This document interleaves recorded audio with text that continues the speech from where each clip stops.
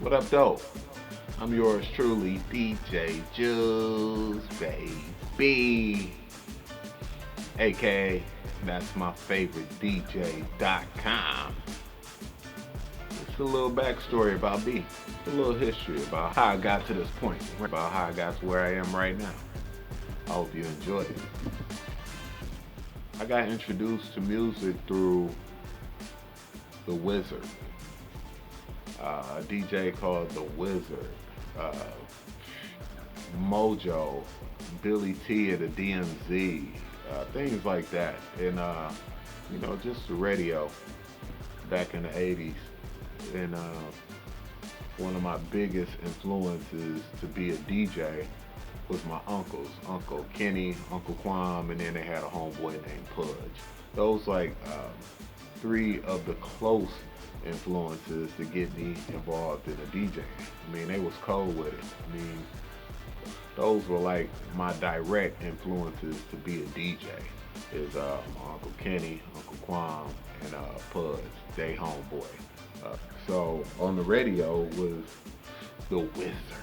The Wizard is the coldest. He was the coldest. I mean, it was nothing like I ever heard before. Actually, like on my mixtapes and stuff, you'll hear me say, "You're rocking live with yours truly, DJ Jules, baby." Like that beginning spiel, "You're rocking live," that came with the Wizard. It'd be like, "You're rocking live with the Wizard, Wizard, Wizard, Wizard." Man, it was theatrical. It was amazing. It was nothing like I ever heard, and it just blew my mind.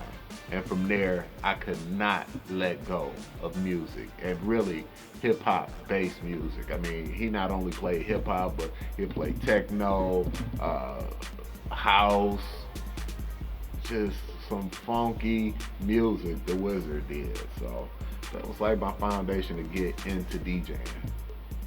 The DJing career started really about 94, 93, 94-ish.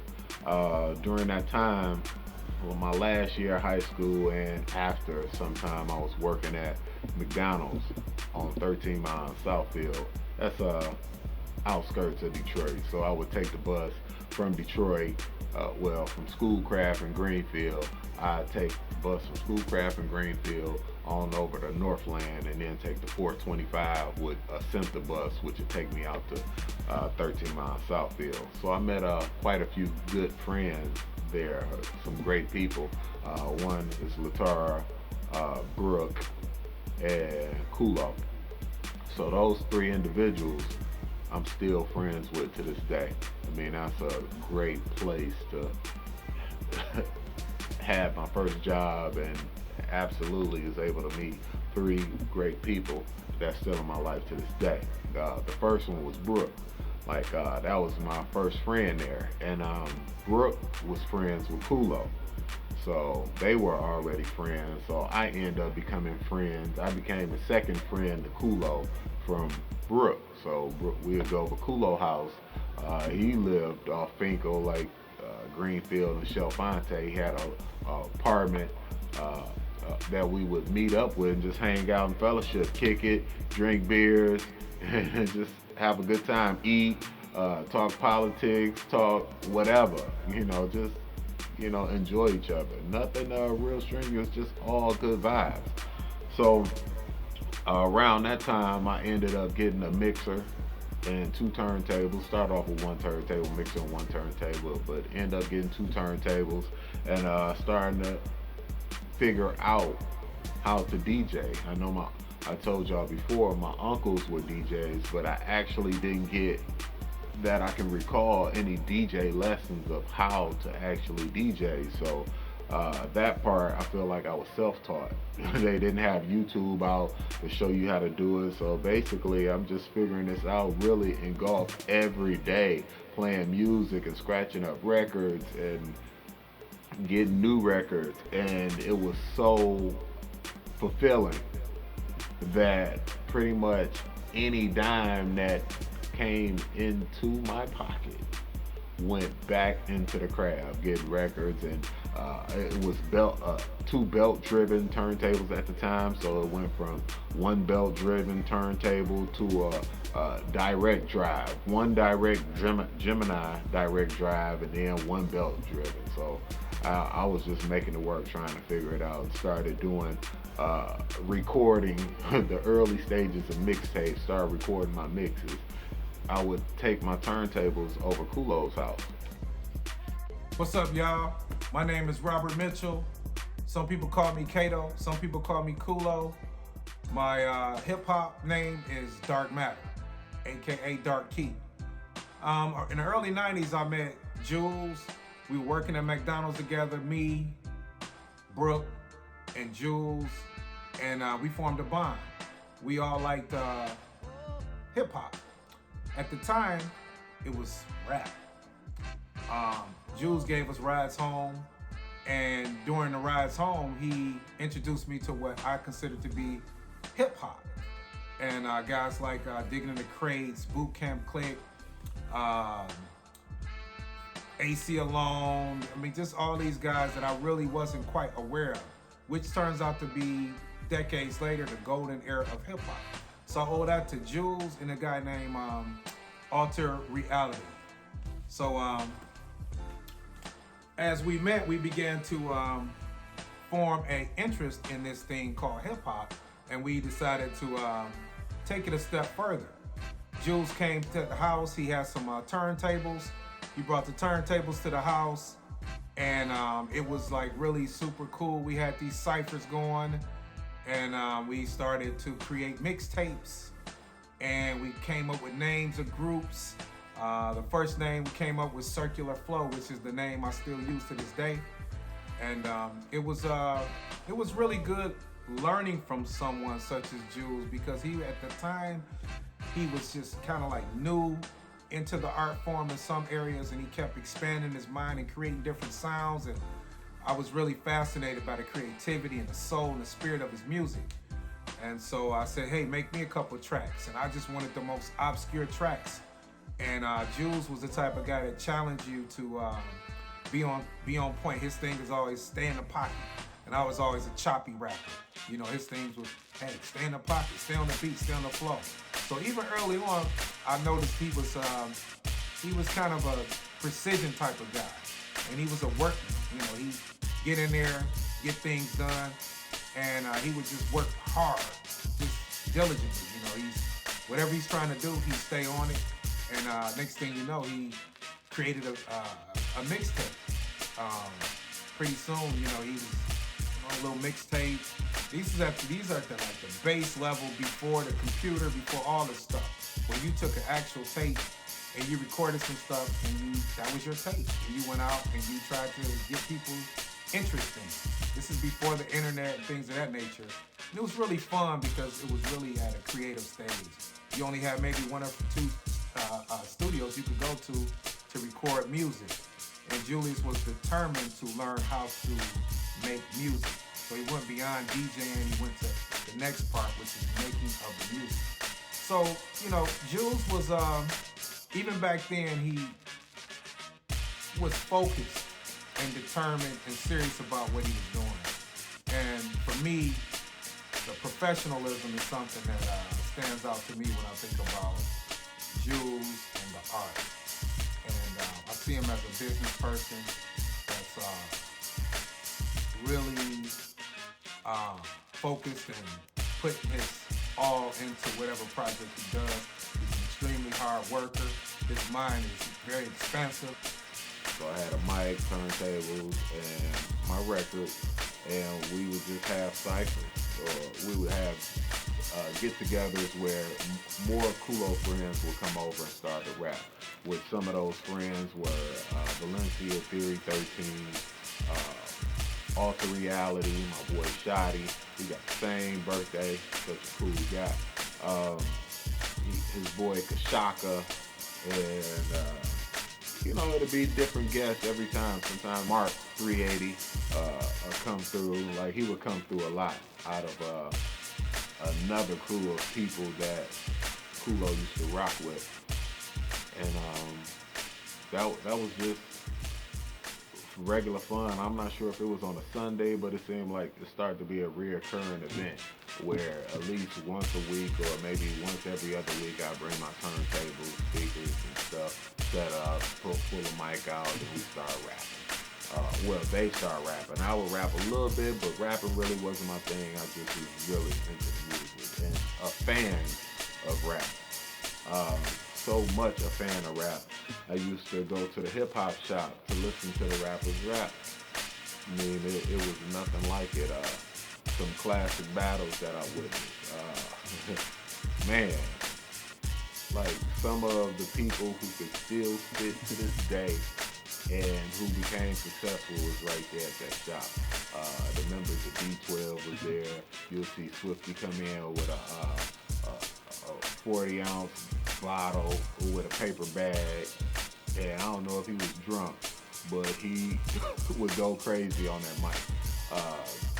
Shoot, man, I'm like, this guy in here drunk, spitting like crazy, but I don't know if he was drunk or not. But he was. It was to me, it was part of the imagery, but it wasn't an image. That was them. Like it was man. It was organic. It was an organic time. The MC was weird looking. The host had this big old, I thought it was an afro, but he had dreadlocks. It was going everywhere, knotted up. This boy was the coldest. MC Proof, like he was the coldest, man. He freestyle off the top of the dome for like hours. He was like one of the best that I ever seen did it. So I was a fan just going in to witness that. And also one of my favorite guys was LZ. Goes by Elzai right now. Like he was definitely, well, I think he was the coldest. Like everybody else was cold, but I thought Elzai was the coldest. And around this time I was working at Fairlane, right across from where the movies was. And ended up Elzai was working at Burger King around the corner. So sometimes he'd come over, I got instrumentals playing, he would rap, I would rap, but I wasn't a rapper, but I still would rap, just being a fan of hip hop and just being in that spirit. But and you never know who came by the record exchange at that time. The record time, I can't remember, it's record exchange or time, but the record store at Fairlane is where I was working. Ended up managing that joint, but you would get Dwelle coming over, bringing his beats, his songs before he was actually Dwelle. The boy is just talented. Hip hop attracted hip hop. Artists attracted hip hop. Wherever hip hop was, people would go to it. You see somebody who looked, dressed hip hop, you would kind of end up gravitating to them because it was not much of that going on. So at this point also, I linked up with House Shoes, real cool dude. Basically we out in Southfield, hitting the bagel factory, hollering at chicks out there, and just creating a good relationship. And this is, during the time period where I was honing my skills as a DJ, and I asked him if I could actually DJ at St. Andrews. And St. Andrews they already had 3 DJs. House Shoes was one of the main DJs. He allowed me to come and get a set in. And then actually that set ended up going on for, that's about 98, for over 10 years. For over 10 years, I ended up DJing at St. Andrews for 3 Floors of Fun. Now, 3 Floors of Fun had changed from when I first started there. I was strictly, I won't say I was strictly hip hop, but I was mainly hip hop, but I would be able to throw some R&B, some 80s R&B, 90s kind of vibes. Like I was kind of always on the edge, but House Shoes was the main DJ who would really slap you over the head with that fire, whatever that new fire is. He was working at he was at Record Time. So where was that? Tape World. I was at Tape World. That's the name of it. I was at Tape World. He was at Record Exchange. Yeah, he was that Record Exchange? Record Time. I can't recall.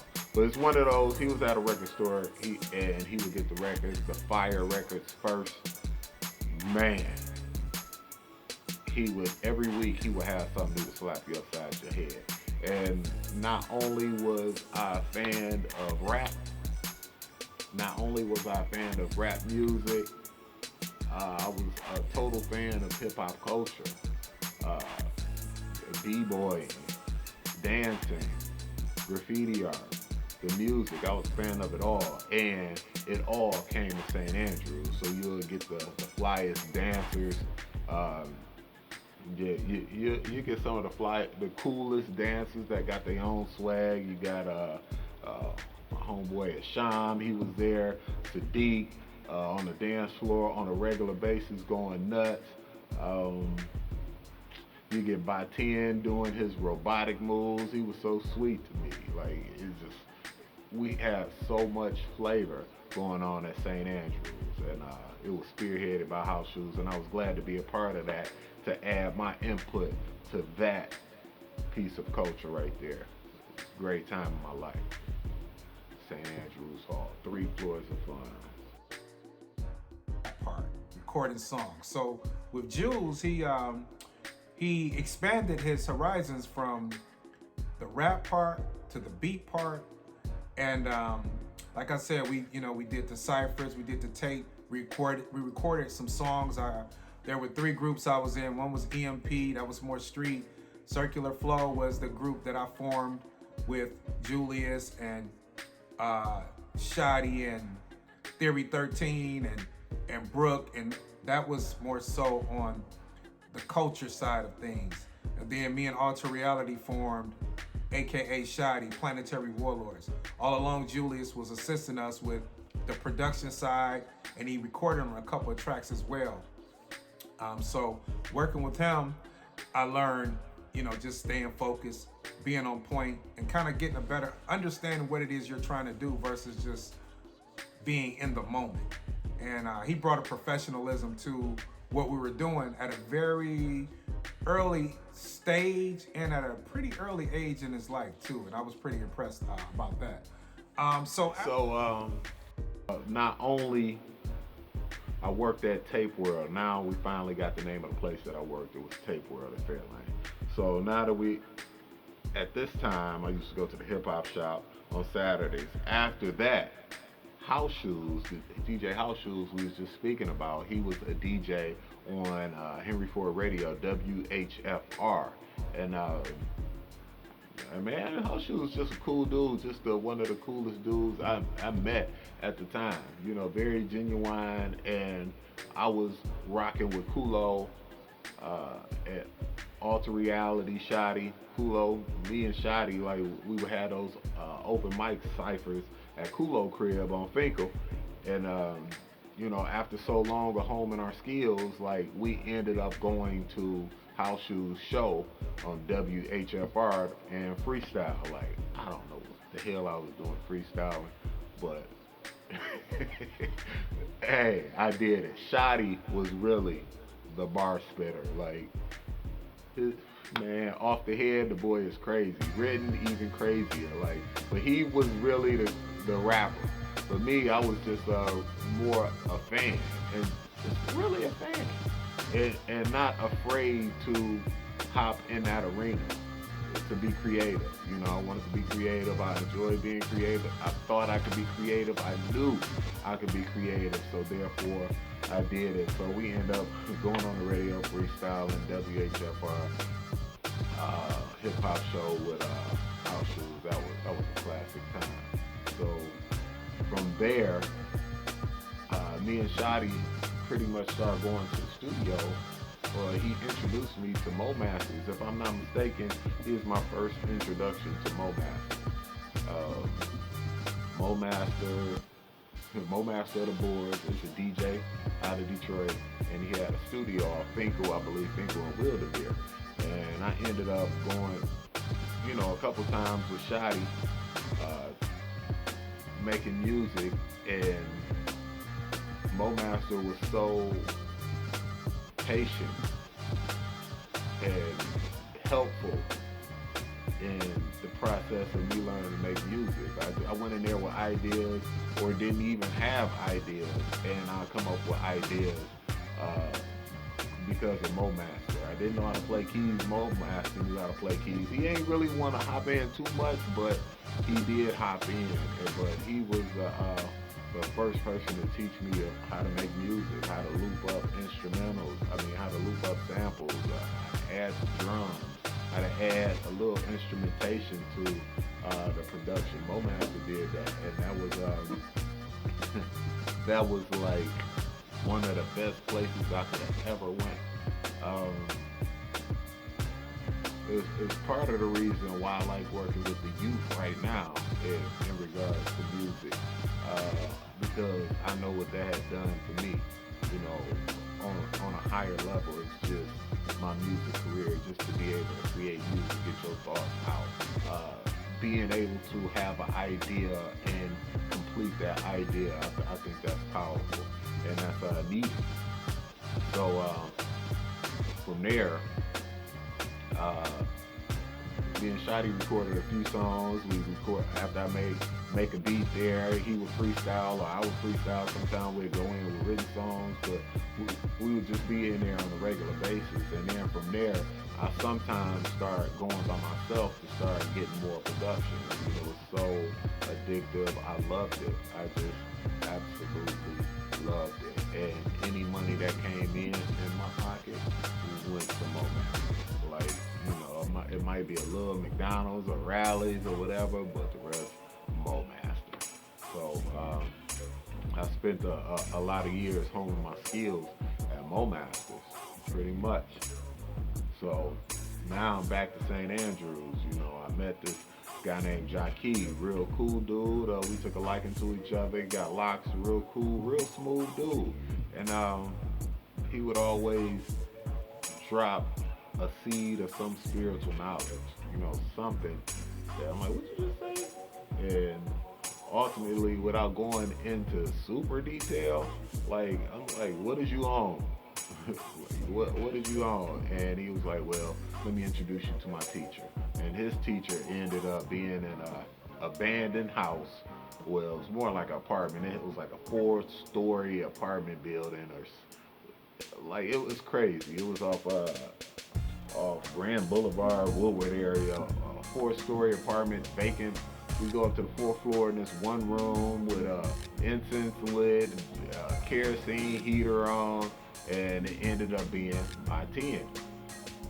So by 10 ended up being my teacher, and what he was basically just teaching metaphysics, 22 lessons that they had on who you are. One of my favorite times of life is during that period. It was like, man, what the heck are you doing in an abandoned building on the 4th floor talking about the womb of mind? What are you doing here? It was just it was beautiful. So from that point, I didn't know it was a big group of people that already went through these lessons that Batian ended up teaching me. So it was a large group. I mean, I can't say large, but it was about 50, at least 50 people who had taken his lessons or who was taking the lessons already, based on the east side, like Nevada, 6 Mile area is where a lot of times they would meet. And I met up with a lot of cool cats. Like, I didn't know other members of Slum Village had already took the lessons. 5 Ella, they took the lessons, but they were a part of that group. You got YG, Quaduz, Kenny Marquise, Khalid, a whole host of guys.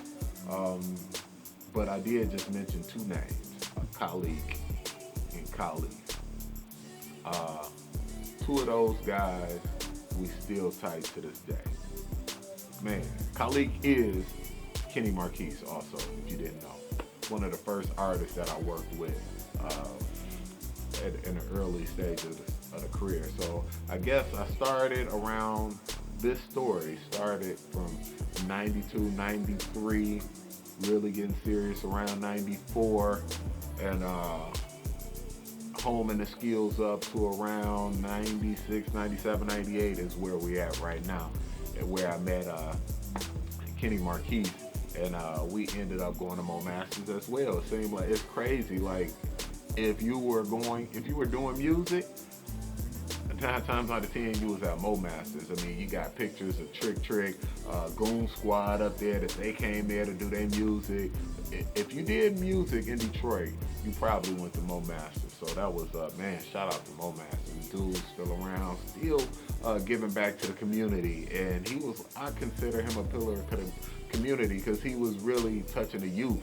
I mean, even so much like the dude got robbed and he still kept his studio open. Like, why would you rob Mo Master? Mo Master is the community of hip hop, at least a big piece of it, and a founding member of Detroit hip hop.